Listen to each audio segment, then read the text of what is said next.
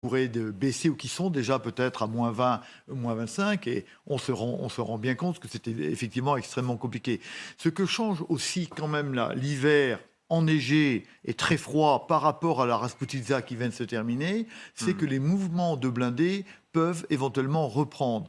Et l'hiver n'arrête pas forcément les combats. On connaît tous de grandes batailles. La plus grande bataille, évidemment, que l'on connaît en Russie, c'est Stalingrad, qui a bien été conduite en hiver. Alors ça rend la vie des soldats très compliquée, ça rend le poids de la logistique et de la qualité logistique extrêmement important dans le succès, mais l'hiver, hélas, n'arrête pas la guerre. Il n'y a plus les pauses hivernales que nous connaissions pendant les guerres héroïques de la monarchie française. Est-ce que la défense nationale, le sentiment de défense nationale est tel que, d'une manière ou d'une autre, la Russie a perdu la guerre?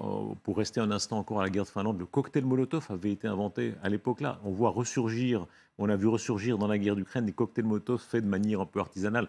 Ça n'est que de l'anecdote, évidemment, par rapport au HIMARS, mais ça traduit bien cette volonté de défense nationale qui sera là quoi qu'il arrive. Oui. Alors, on perd la guerre si on sait quelle guerre on voulait conduire. Le problème aujourd'hui, c'est qu'on ne sait pas exactement ce que voulait M. Poutine. Bon, il est probable qu'il voulait beaucoup plus que les 4 oblasts qu'il a déclarés russes après son simulacre de référendum.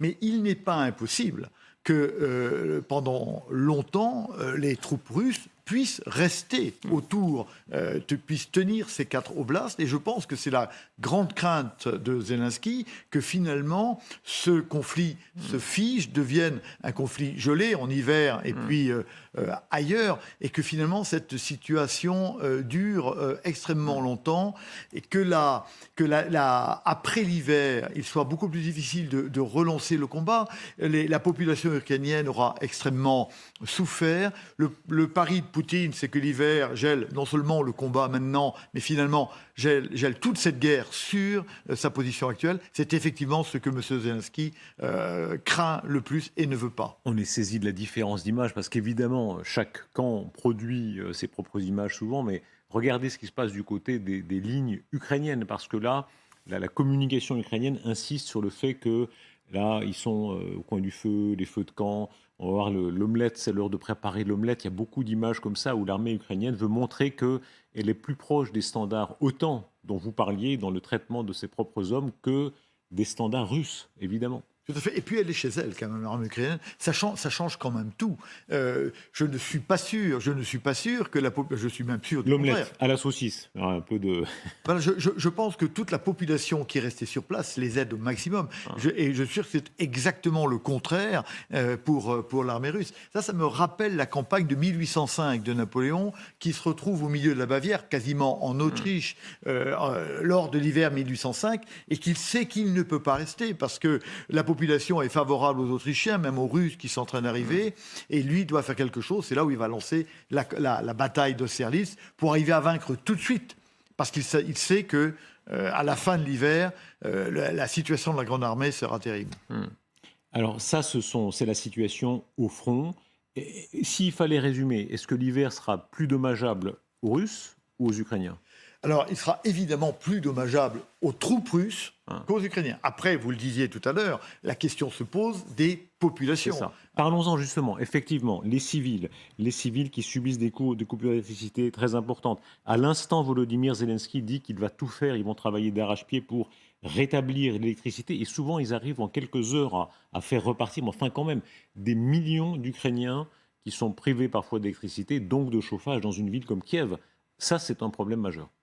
Évidemment, c'est un problème majeur. Moi, je crois que le problème de cette guerre, elle est moins le problème des armées que le problème de l'arrière des armées. Un boxeur a besoin de ses jambes pour boxer.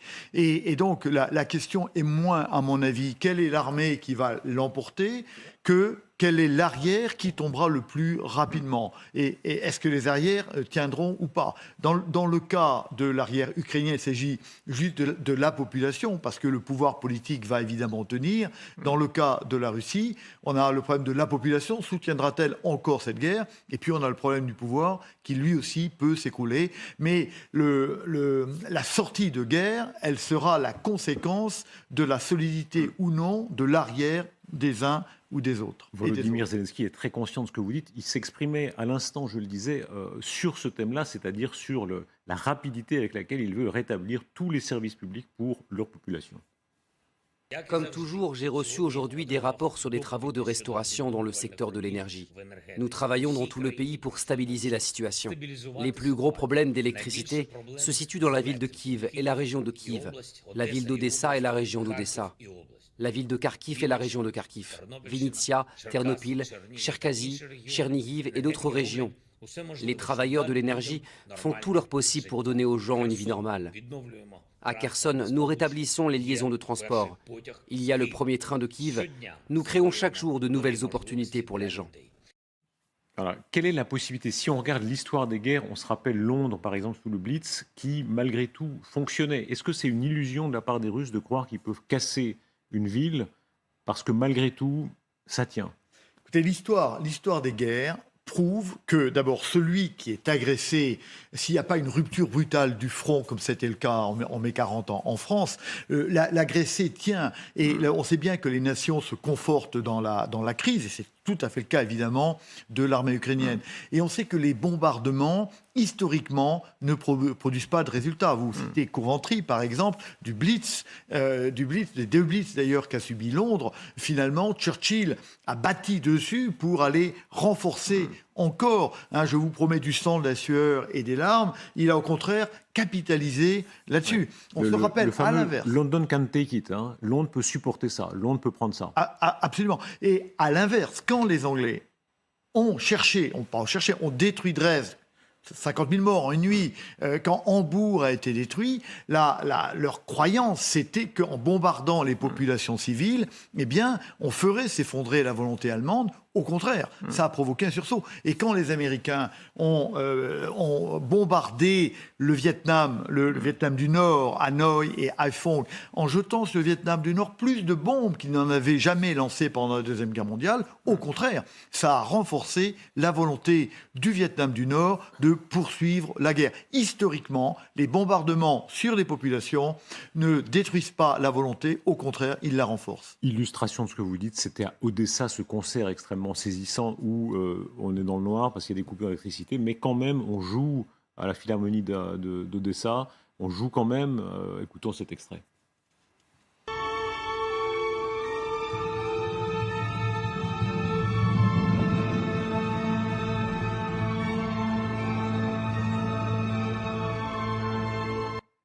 Voilà.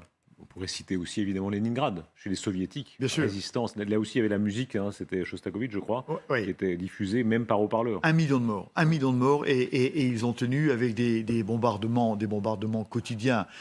Alors qu'à l'inverse, Stalingrad, si vous voulez, l'armée allemande, elle n'est pas chez elle. Elle est bombardée. Elle n'est pas dans sa ville. Elle est bombardée et elle va partir.